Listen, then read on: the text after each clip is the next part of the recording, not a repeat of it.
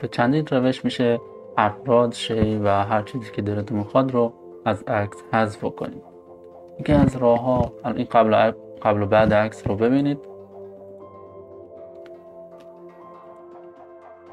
آنلاین راه حذف کردیم.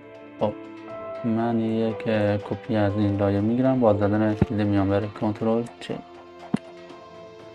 خب به هر شکلی که هست شما باید اول این فرد رو یا این شی رو شما سلکت بکنید. من از این روش استفاده میکنم. اولی آبجکت سلکشن. خب ببینید که خودش اتومات میاره که انتخابش بکنید. من یک کلیک بکنم خودش اتوماتیک انتخابش میکنه، سلکتش میکنه. خب کار بعدی که باید انجام بدین از طریق منوی سلکت بیاین روی مودیفای و اینجا اکسپند رو بزنید.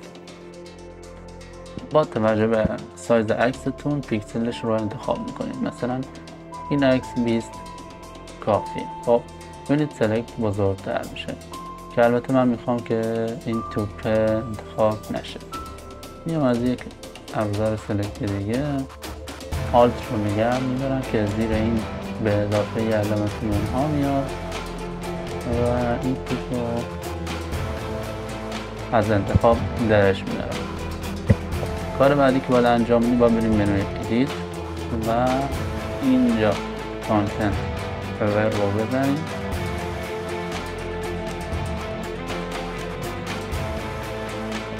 این چقدر طبیعی با استفاده روش مصنوعی خود فتوشاپ اینجا ازش کرد. شما میتونید ببینید و از این قسمت شما چیزهایی که میخواین جایگزین بشه رو انتخاب کنید. مثلا من میخوام این نوشتار جایگزین نشه که البته تو یه عکس هم نشده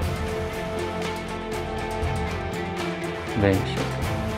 مثلا میخوام این نوشتم احیانا نباشه. مثلا اینجا که عکس رو خراب کرد همین یه تیکه که من درش آوردم آلت رو اگه نگه داریم دوباره مثبت میشه، دوباره اضافهش میکنه. ببین الان خیلی بهتر شد.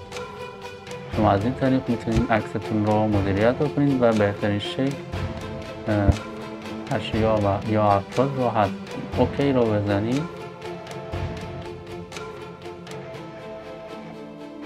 الان خب به این شکل کنترل دی آن سلکت میشه.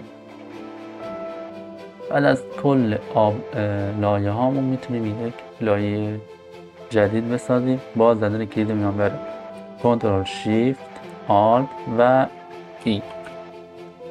ببینید یک لایه جدید اضافه شد.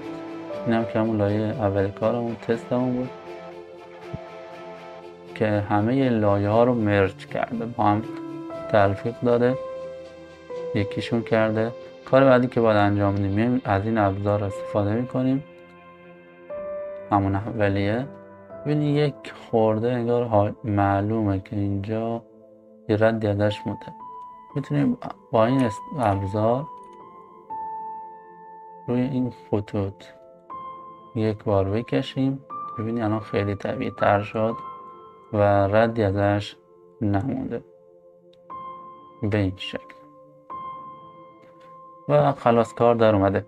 هر سوالی در مورد فتوشاپ دارین حتما کامنت بذارین و ویدیو رو لایک بکنین. تا آموزش بعدی بدرود.